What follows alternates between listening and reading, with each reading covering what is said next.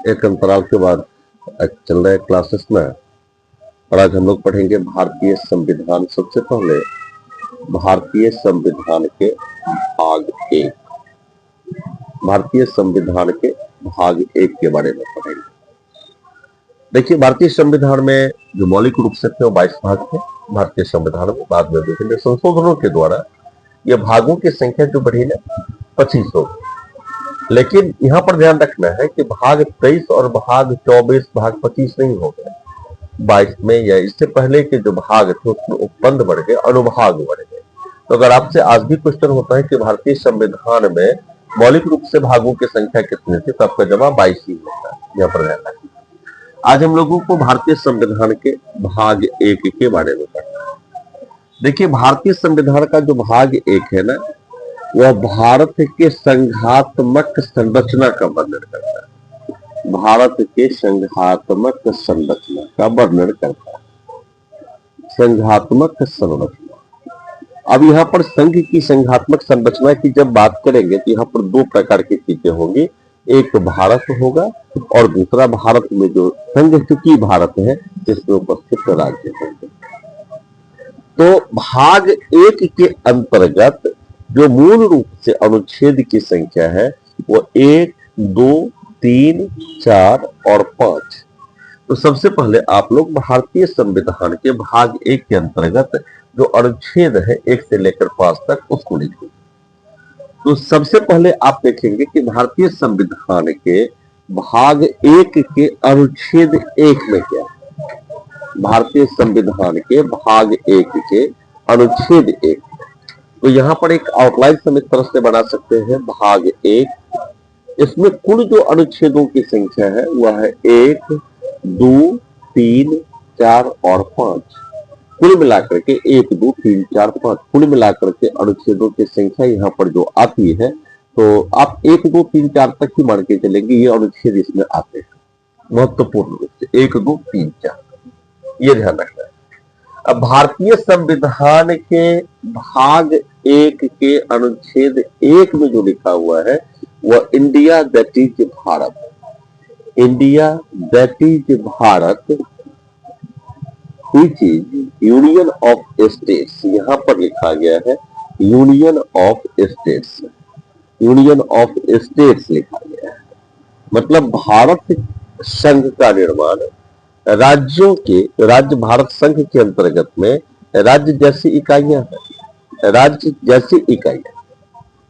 अब यहाँ पर राज्यों के समझौते से भारत का निर्माण नहीं हुआ। भारत राज्यों के आपस में संविलय से निर्माण हुआ। भारत के कई नाम है। यहाँ पर जो क्वेश्चन है कि इंडिया और भारत, यहाँ पर दो ही नाम रखे गए हैं। संविधान सभा में जब चर्चा हुई थी इस पर, तो उसमें 4 नाम भारतवर्ष के सुझाए गए थे। एक नाम उसमें भारत भी था, एक नाम इसमें इंडिया भी था, और दूसरा नाम इसके साथ जो दिया गया था वो हिंदुस्तान भी था, हिंदुस्तान। और चौथा जिसके साथ नाम दिया गया था वह चौथा था आर्यावर्त। यहाँ पर तो चूंकि उस समय की जो पृष्ठभूमि थी, उस पृष्ठभूमि को अगर हम समझेंगे तो 1947-48 में देश में दंगे हो रहे थे।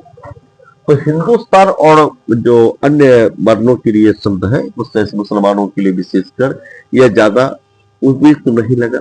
दूसरी चीज कि यहाँ पर आप लोगों को समझना है कि हिंदुस्तान केवल किसी एक धर्म से संबंधित नहीं।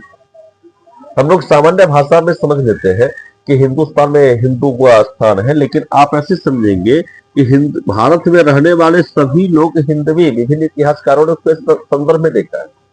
जब भारत से बाहर हम जाते हैं तो भारत में रहने वाले सभी लोगों को हिंदू ही के स्तर पर संबोधित किया जाता है। यहाँ पर देखेंगे, यहाँ पर क्योंकि हिंदू किसी धर्म को नहीं बतलाता है, यहाँ पर हिंदू जो मूल रूप से सिंधु नदी थी उसको बतलाता है। और जहां तक आर्यावर्त की बात करेंगे तो वहां पर दो चीजों की धारणा को समझेंगे कि उस जमाने में कुछ ऐसी धारणा भी आई थी कि आर्य अथवा अनार्य। तो भारत में विभाजनकारी प्रवृत्ति को देखते हुए कि प्रवृत्ति आगे न बढ़े, इसलिए अन्य दो नाम को छोड़ दिया गया और भारत और इंडिया को ही स्वीकार किया गया। लेकिन यहाँ पर ध्यान रखना है कि India that is Bharat western की नजर से देखा गया। इंडिया दैट इज भारत, मूल रूप से अगर भारत दैट इज इंडिया होता तो और अच्छी बात थी, हिंदुस्तानी मिट्टी की खुशबू आती, लेकिन इंडिया दैट इज भारत लिखा गया। चलिए आगे बढ़ते हैं। अनुच्छेद 2 में और 3 में यहां पर दो तीन चीजों को फोकस किया गया है। अनुच्छेद 2 में लिखा गया है नए राज्यों का प्रवेश। अनुच्छेद 2 में लिखेंगे नए राज्यों का प्रवेश। नए राज्यों का प्रवेश मतलब भारत संघ में अगर नए राज्य आएंगे तो किस अनुच्छेद के तहत आएंगे, इसकी चर्चा इस अनुच्छेद में की गई, नए राज्यों का प्रवेश। और तीसरे अनुच्छेद में लिखा गया है नए राज्यों का निर्माण। नए राज्यों का निर्माण। अब यहां पर हम दो चीजों की व्याख्या पहले करेंगे कि भारतवर्ष में नए राज्यों का प्रवेश कैसे होता है, इसको ध्यान रखिए। भारतवर्ष में नए राज्यों का प्रवेश कैसे होता है। देखिए अनुच्छेद 2 के तहत नए राज्यों के प्रवेश की बात की गई। नए राज्यों के प्रवेश, भारत के संघ में नए राज्यों के प्रवेश के मुख्य रूप से जो आधार आते हैं वो दो तीन होते हैं।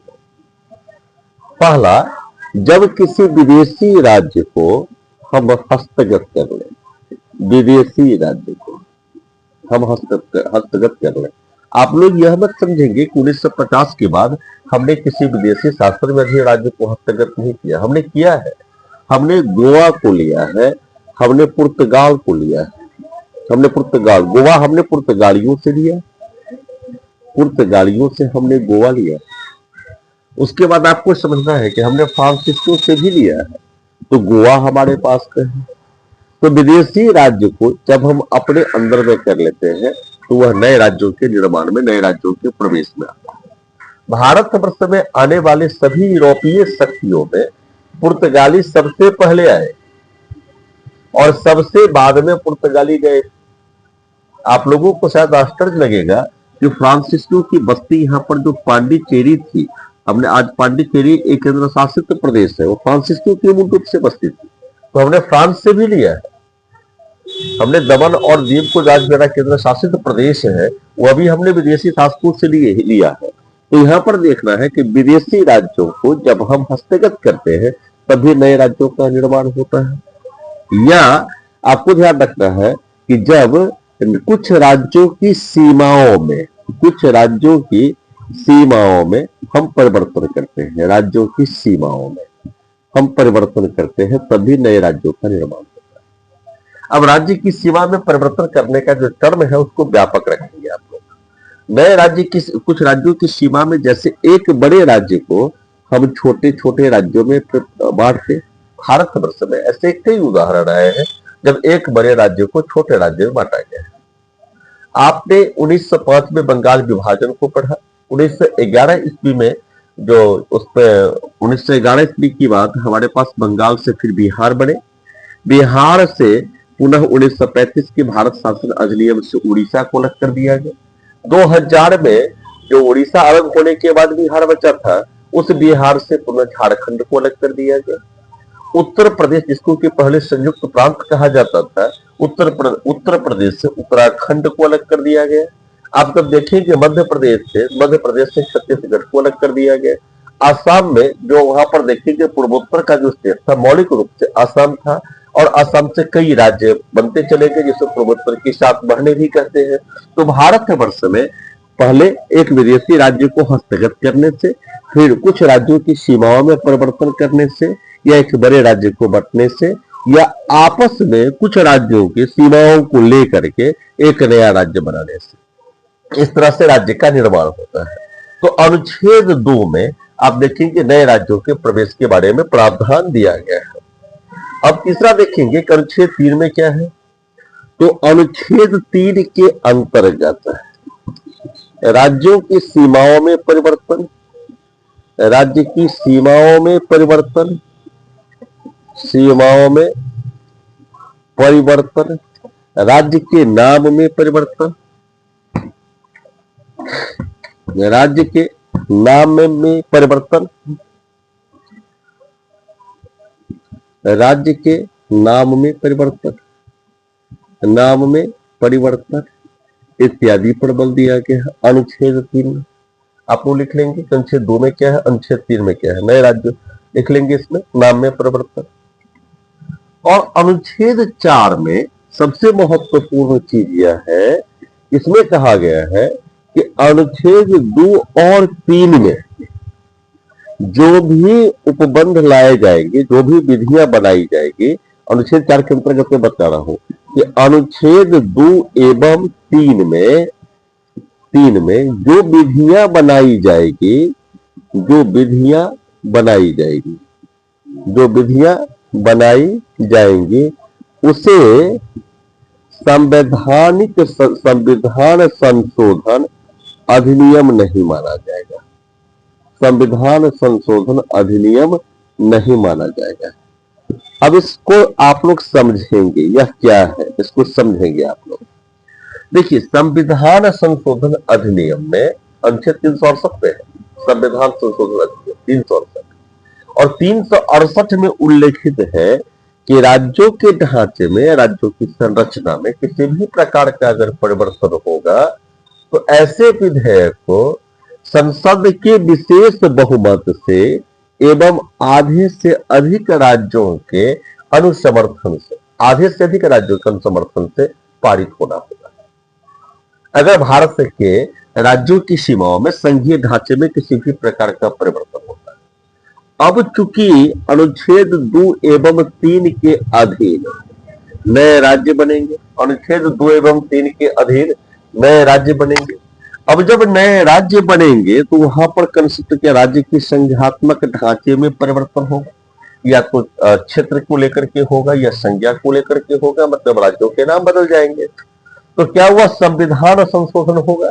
अब संविधान संशोधन की प्रक्रिया, क्योंकि संघात्मक ढांचे में परिवर्तन आ रहा है, तो अगर उसको संविधान संशोधन की प्रक्रिया की तरह देखेंगे तो आधे से अधिक राज्यों से जाना चाहिए। अब संविधान की विशेष बहुमत से आना चाहिए, संसद के विशेष बहुमत से। इसलिए अनुच्छेद 4 में वर्णित है 2 या 3 में से जो किसी भी प्रकार की विधि बनेगी उसे आप अनुच्छेद 368 के अधीन संविधान संशोधन अधिनियम नहीं मानेंगे। तो निष्कर्षतः अगर आप लोगों से कभी प्रश्न पूछा जाए कि भारतीय संविधान का झुकाव एक मजबूत संघवाद की ओर है, तो वहां इस तथ्य का इशारा भी आप लोग कर सकते हैं। मेंस में जब पीसीएस की मेंस में जब आप लोग जाते हैं तो वहां पर इस तरह के क्वेश्चंस बहुत ज्यादा आएंगे। या अब चूंकि पीटी की जो परीक्षा होती है, जो विभिन्न प्रतियोगिता परीक्षा की, यूजीसी की परीक्षा होती है अथवा बीपीएससी यूपीएससी की जो परीक्षा होती है, तो उसमें ऑप्शंस थोड़े से अंदर के होते हैं। तो थोड़े से ऑप्शंस जब अंदर के होंगे, थोड़े से जो सारगर्भित ऑप्शंस होते हैं, विकल्प होते हैं, तो वहां पर ये आपको बहुत ज्यादा काम देगा कि उसे अनुच्छेद 368 के अधीन एक विधि की तरह व्यवहारित नहीं माना जाएगा, उसे एक अनुच्छेद 368 के तहत नहीं माना जाएगा। ठीक है, अनुच्छेद 4 के। अब हम भारतवर्ष में राज्यों के निर्माण की एक सारणी देखेंगे, जहां पर आप लोगों को क्वेश्चंस आने की संभावना है कि ये राज्य कब बने, नहीं बने, इन राज्यों को देखेंगे। क्योंकि अभी हमारे व्यूवर डिफरेंट स्टेट्स के हैं, तो मैं राज्यों की बात करूं कि सबसे पहले जो भारतवर्ष में आपकी संविधान लागू हुआ था, संविधान लागू होने के बाद की क्या क्या परिस्थितियां आई उसके बाद देखेंगे। क्योंकि भारतवर्ष में बहुभाषा है, इस देश की ताकत विविधता में एकता की है, विविधता में एकता की इस देश की ताकत है। अच्छी ध्यान रखेंगे, अगर मैं आप लोगों से कभी पूछूं कि अनेकता में एकता कहां से आया है, अनेकता में एकता किस संगठन का एक उद्देश्य वाक्य है, तो आपका जवाब होगा यह यूरोपीय यूनियन का है। अभी चर्चा में रहा है, अभी चर्चा में यूरोपीय यूनियन भी रहा है, क्योंकि भारत के साथ इसका ट्रेड डील हुआ है, बहुत अच्छी ट्रेड डील है, सकारात्मक इसको दृष्टिकोण से आप लोग देखेंगे तो विविधता में एकता उसका एक उद्देश्य वाक्य भी है, चर्चा आ गई यहाँ पर। तो बहुभाषा भारतवर्ष में है, यह देश विविधताओं का देश है, बहुत प्रकृति का देश है। दिनकर जी ने एक पाठ भी लिखा था, दिनकर जी की रचना थी भारत के सांस्कृतिक एकता, उसमें एकता के तत्वों को उन्होंने बहुत बखूबी से दिखाया। आप लोगों को कभी मौका मिले तो भारत के सांस्कृतिक एकता दिनकर जी की जरूर पढ़ेंगे आप लोग, रामधारी सिंह दिनकर ने उसको लिखा था। तो बहुभाषाई देश है यह, यहाँ पर विभिन्न बहुल संस्कृतियां भी है। अब जब राज्य बने उस समय संविधान लागू होने के बाद जितने भी राज्य थे तो अलग अलग प्रांतों में राज्यों की मांग होने लगी, और अलग अलग प्रांतों में जो राज्यों की मांग हुई तो उसमें सबसे पहले आंध्र प्रदेश में तेलुगु भाषी लोगों ने आंदोलन किया। आंध्र प्रदेश में, इसको ध्यान रखेंगे। और जब आंध्र प्रदेश में आंदोलन हुआ तब से तो वहां पर एक नया राज्य बना, क्योंकि उसमें श्री रामुलु ने एक आमरण अनशन कर दिया था, सरकार को वहां पर पीछे आना पड़ा और एक नया राज्य बना आंध्र प्रदेश। यह 1953 ईस्वी बना। लेकिन ऐसी प्रवृत्ति अगर मजबूत होती तो भारत जैसे बहुभाषाई देश में, बहुत संस्कृति वाले देश में राज्यों का निर्माण बड़ी तीव्र गति से होता। यह देश में अराजकता की स्थिति आ सकती थी, या देश के विभिन्न भागों में इस तरह की मांगे उठती और उठने लगी भी थी भाषा के आधार पर। बिहार में भी अभी कई राज्य निर्माण की बात चल रही है, राज्य निर्माण की बात की मांग की जाने लगी है। अब गुजरात में भी नए राज्य निर्माण की मांग की जाने लगी है, महाराष्ट्र में भी की जाने लगी है, उत्तर प्रदेश में भी हो रही है। खैर वो सब परिप्रेक्ष्य को हमसे थोड़ा सा बाहर निकले वहां से, तो आंध्र प्रदेश का निर्माण हो गया 1953 ईस्वी में। इसके बाद क्योंकि उस समय के प्रधानमंत्री पंडित नेहरू थे, तो पंडित नेहरू ने एक राज्य पुनर्गठन आयोग बनाया। राज्य पुनर्गठन आयोग 1953 ईस्वी में राज्य पुनर्गठन आयोग बना। राज्य पुनर्गठन आयोग, इसके जो इसको फैजल अली आयोग भी कहते हैं, इसको भी ध्यान रखना है, फैजल अली आयोग भी कहते हैं, फैजल अली आयोग। इसमें 3 सदस्य थे।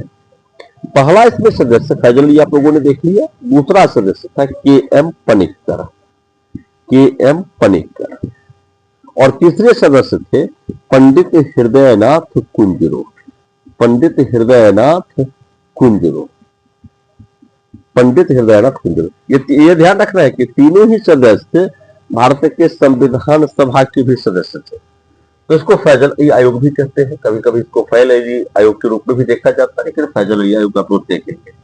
तो यहाँ पर 3 सदस्य थे इसमें, तो यह आयोग 3 सदस्यीय था।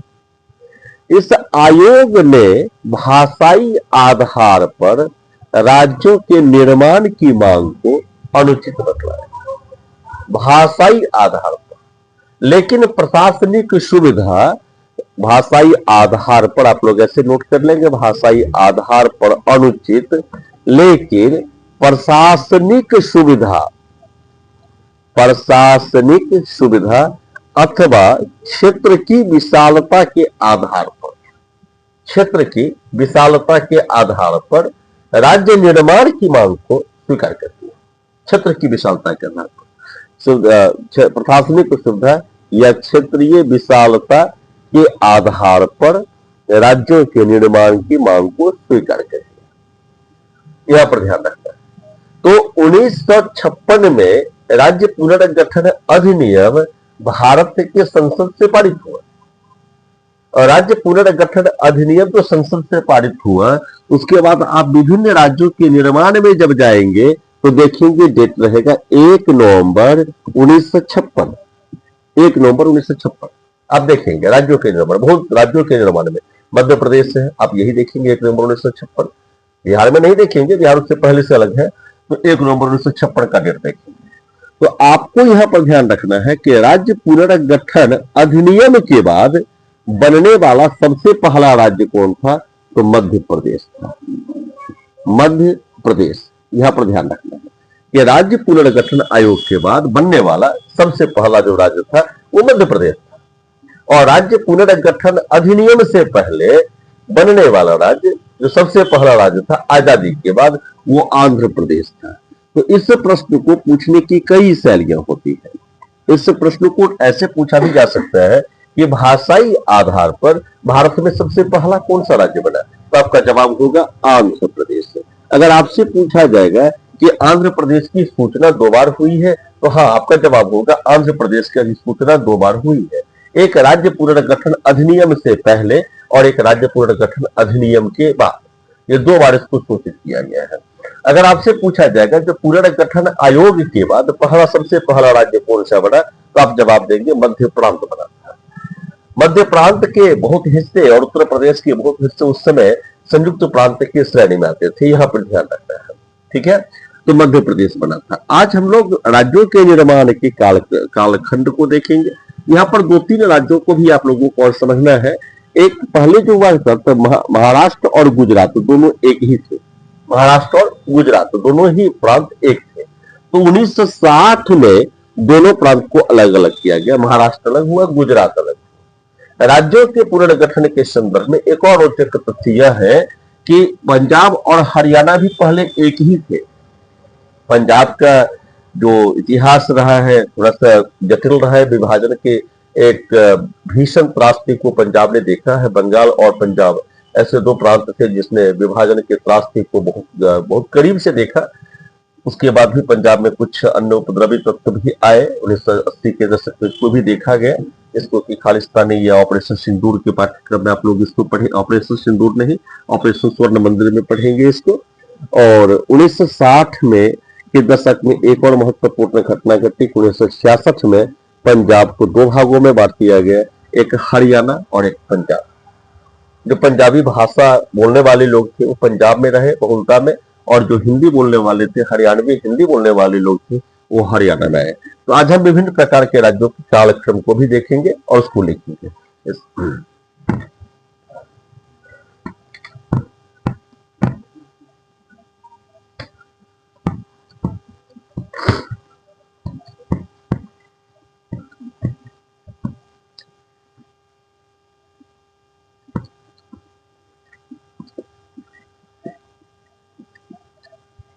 आंध्र प्रदेश आप लोगों को मैंने बतलाया 1953। बिहार की बात करेंगे, आप लोगों को पता है 1912 से हमारा बिहार अस्तित्व में है वैधानिक रूप से। 1911 में इसकी 1911 में दिल्ली दरबार हुआ था, दिल्ली दरबार में इसको प्रस्तावित कर दिया गया। तो 1911 के अधिनियम से 1912 हमने लिखा है बिहार के बाद। उसके बाद जब हम जाते हैं तो एक लिखेंगे तमिलनाडु। तमिलनाडु यह 1 नवंबर 1956 से है, 1 नवंबर 1956। उसके बाद देखेंगे यहाँ पर तीन चीजों को हम बतला देते हैं। आंध्र प्रदेश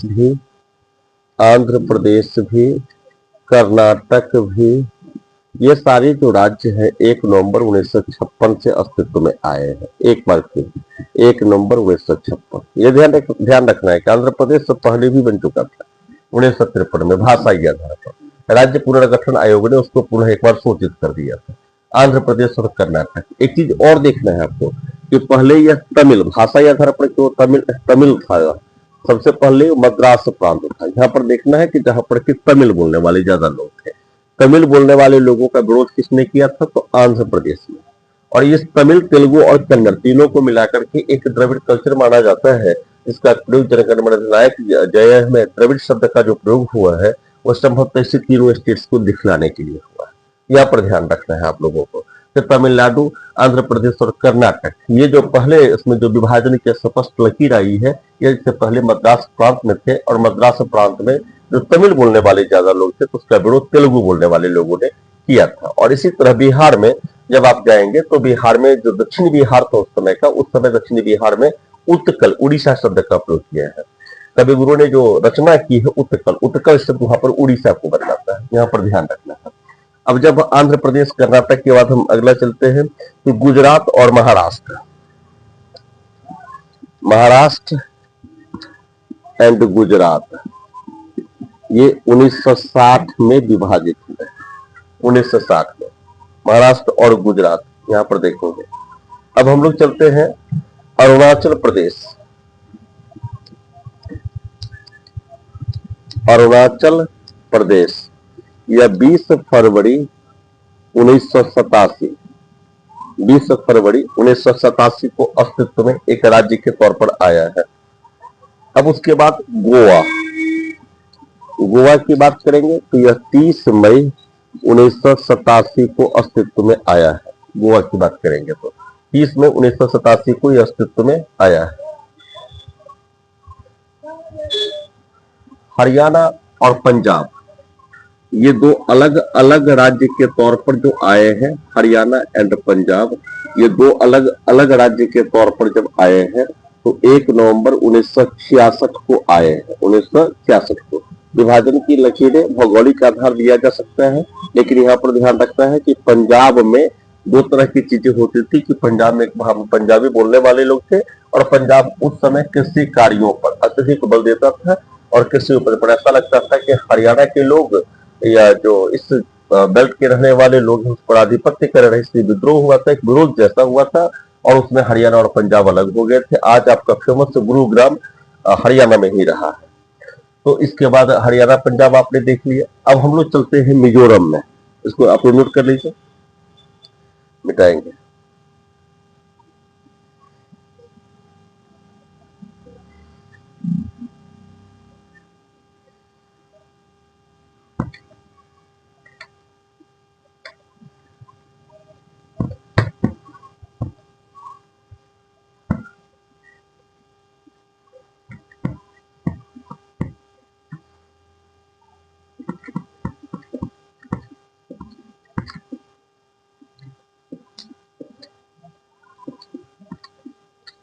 मिजोरम और सिक्किम दो को नोट करेंगे, मिजोरम और सिक्किम दो को नोट करेंगे आप लोग। 20 फरवरी 1987 को, 20 फरवरी 1987 मिजोरम। देखिए 1987 में दो राज्य बने हैं, एक ध्यान रखेंगे, एक बना है गोवा भी और एक बना है मिजोरम 1987। और ये मिजोरम जो है इसमें मिजो जनजाति ज्यादा पाई जाती है, ये असम से अलग करके बनाया गया है मिजोरम। अब उसके बाद सिक्किम, सिक्किम की कहानी थोड़ी सी इंटरेस्टिंग है। देखिए सिक्किम 1971 में इंदिरा गांधी बांग्लादेश को पूर्णतः बांग्लादेश को आजाद करवा दी। इस फाइट में पाकिस्तान के साथ जो समय बांग्लादेश पूर्वी पाकिस्तान था, राष्ट्रवाद पीठ पर, और भारतवर्ष में हमेशा राष्ट्रवाद पीठ पर ही रहा है, रहना भी चाहिए। राष्ट्रवाद कभी कमजोर नहीं होना चाहिए। हमने बहुत लंबे यत्न के बाद भारतवर्ष में राष्ट्रवाद को देखा। 1890 के दशक में तो कोई मानने के लिए तैयार नहीं था कि भारतवर्ष में कोई राष्ट्रवाद हो सकता है। लोग कहते थे, वेस्टर्न चिंतक बराबर कहते थे, इंडिया में भी एक कंट्री नॉट ए नेशन। खैर ठीक है, उन सारी चीजों पर अभी हम नहीं जाएंगे, लेकिन देखेंगे कि सिक्किम को, ये भारत और चीन के बीच में सिक्किम, इसलिए भारत और चीन, भारत एवं चीन की नजरें भी सिक्किम पर थी, क्योंकि सिक्किम का जो पूर्वी हिस्सा है वो भूटान से मिलता जुलता है और वहां पर तिब्बत की जो क्षेत्र है वो भी टकराते हैं। तो सिक्किम को भारत वर्ष में विलय 1975 ईस्वी में कर दिया गया। 1975 ईस्वी में, यह भी ध्यान रखना है, 1975 ईस्वी में सिक्किम को विलय कर दिया गया था। और यह विलय एक महत्वपूर्ण रूप से निर्णायक तथा रणनीतिक बिंदु भी था, यह सिक्किम का विलय। आज भारतवर्ष में सबसे स्वच्छ राज्य की बात होती है तो लोग सिक्किम का नाम लेते हैं। सिक्किम एक पर्वतीय स्थान भी है और कभी भी आप लोगों को मौका मिले तो एक बार सिक्किम जरूर घूमेंगे, वहां से कम स्वच्छता का संदेश लाएंगे, पर्यावरण के प्रति जो प्रेम रहा है उसको भी देखेंगे सिक्किम में। तो सिक्किम की राजधानी गंगटोक है, शायद इसको भी आप लोग जानते ही होंगे। गंगटोक बहुत खूबसूरत सा जगह है सिक्किम। सिक्किम बहुत खूबसूरत है, बहुत पर्वतीय स्टेट है। उसके बाद अगर देखेंगे मणिपुर और नागालैंड, ये मणिपुर और नागालैंड, ये दो स्टेट्स की जरा चर्चा करना थोड़ा सा भारतीय संविधान के दृष्टिकोण से उचित है। मणिपुर और नागालैंड देखेंगे। मणिपुर जो बना है वह 21 जनवरी 1972 को, 21 जनवरी 1972 को, 21 जनवरी 1972 को बना है मणिपुर, इसको ध्यान रखना है। और नागालैंड तो बना है 1963 में, नागालैंड बना है 1963 में। यहाँ पर देखेंगे भारतवर्ष में जो जितने भी पूर्वोत्तर के स्टेट्स हैं उनको पूर्वोत्तर की सात बहन कहा जाता है, वो एक असम से ही अलग हुए किसी न किसी प्रकार से, प्रत्यक्ष तौर पर अथवा अप्रत्यक्ष तौर पर। मणिपुर और नागालैंड, यहाँ के जो आदिवासी प्रॉपर यहाँ के निवासी, वो अपने सांस्कृतिक विविधता को दिखलाते हैं।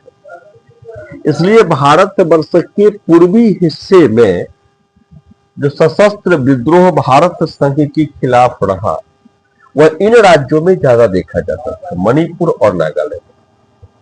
आज भी वहां पर कभी कभी आपको बृहत्तर नागालैंड की मांग हो जाती है।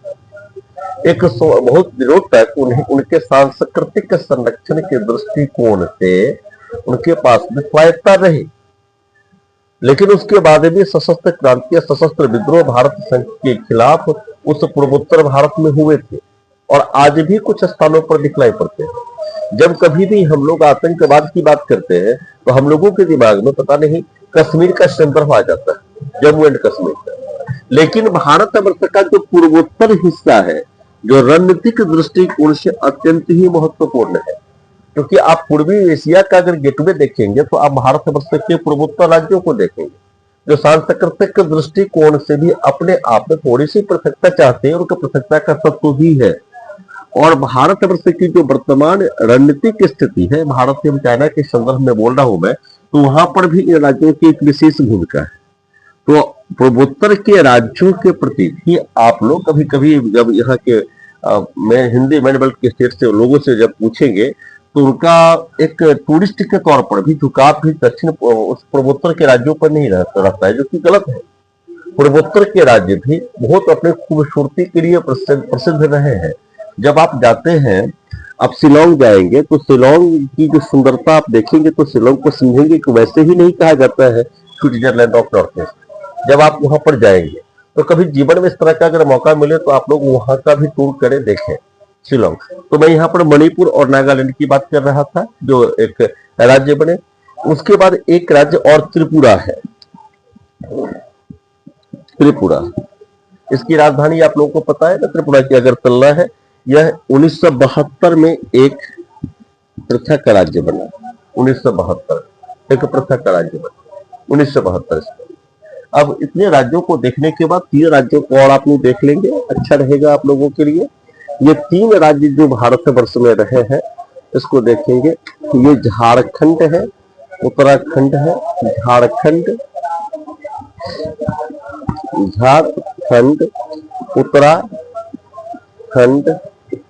झारखंड उत्तराखंड एवं एक राज्य छत्तीसगढ़ और एक और राज्य है तेलंगाना। झारखंड, उत्तराखंड, छत्तीसगढ़ एवं तेलंगाना। अगर आप लोगों से कभी भी पूछा जाए कि सबसे लास्ट में बनने वाला कौन राज्य है तो आपका जवाब होगा 1914 में बनने वाला तेलंगाना। भारत वर्ष का ये सबसे 1914 नहीं, 2014 में बनने वाला 2014 में बनने वाला राज्य है तेलंगाना। ये सबसे लास्ट में बना है। और अगर आपसे पूछा जाए कि झारखंड, छत्तीसगढ़ और उत्तराखंड इसमें सबसे पहले कौन बनेगा तो आपका झारखंड जो बना है, झारखंड मेरे ख्याल से 15 नवंबर को बना है। 15 नवंबर 2000 इसमें अटल बिहारी वाजपेयी की सरकार थी। झारखंड 15 नवंबर को बना है। छत्तीसगढ़ 1 नवंबर को बना है, 1 नवंबर 2000। और उसके बाद उत्तराखंड जो बना है वो 9 नवंबर को उत्तराखंड बना है। तो अभी तक आपको ध्यान रखना है कि इस क्रम को देख लेंगे। कभी कभी जो हाल के वर्षों में कुछ क्वेश्चंस आए हैं इसमें क्रम भी पूछा जाता है कि राज्य के निर्माण में बनने का क्रम कैसा है छत्तीसगढ़, उत्तराखंड एवं झारखंड में। तो आपका जवाब होगा कि सबसे पहले छत्तीसगढ़ बना है। छत्तीसगढ़ मध्य प्रदेश से अलग करके बना है, मध्य प्रदेश से अलग करके बना है। और वहां पर झारखंड जो बना है वो बिहार से अलग करके बना है। और उसके बाद उत्तराखंड जो बना है, उत्तराखंड उत्तर प्रदेश से अलग होकर बना है, उत्तर प्रदेश से अलग होकर के बना है। तो इस भाग में राज्य के निर्माण के से प्रस्ताव भी है। अनुच्छेद 2, 3, 4 में आपने पढ़ा राज्य के नाम में परिवर्तन होगा तब भी भारतीय संविधान के भाग 1 पे जाएंगे। और राज्य के नाम में परिवर्तन के संबंध में विधानसभा का जो प्रस्ताव होता है वह वांछनीय है, इसको थोड़ा सा ध्यान रखना है। वो वांछनीय है। राज्य की विधानसभा एक ऐसे प्रस्ताव को भेजती है तो संसद पर चर्चा कर सकते हैं, लेकिन संसद के लिए बाध्यकारी नहीं है, वह एक ऐच्छिक स्थिति है। तो भाग 1 को आपने अच्छी तरह से पढ़ लिया है। भाग 1 से संबंधित जो भी प्रश्न होंगे आप लोग उसको बढ़ा लेंगे। प्रश्न पूछने की शैली इस प्रकार से हो सकती है कि राज्यों के निर्माण के क्रम से भी प्रश्न पूछा जा सकता है कि गोवा कब बना, निम्नलिखित में से कौन सा राज्य पहले बना, गोवा, मध्य प्रदेश वगैरह, या राज्यों के निर्माण के क्रम से आरोही क्रम में सजाए, बढ़ते क्रम में सजाए। इस तरह के प्रश्न आपके पास आ सकते हैं। ऐसे प्रश्नों का उचित ढंग से प्रैक्टिस करेंगे। बस हो गया। आज की वीडियो में इतना ही। आज की क्लासेस यहीं तक रखते हैं। धन्यवाद।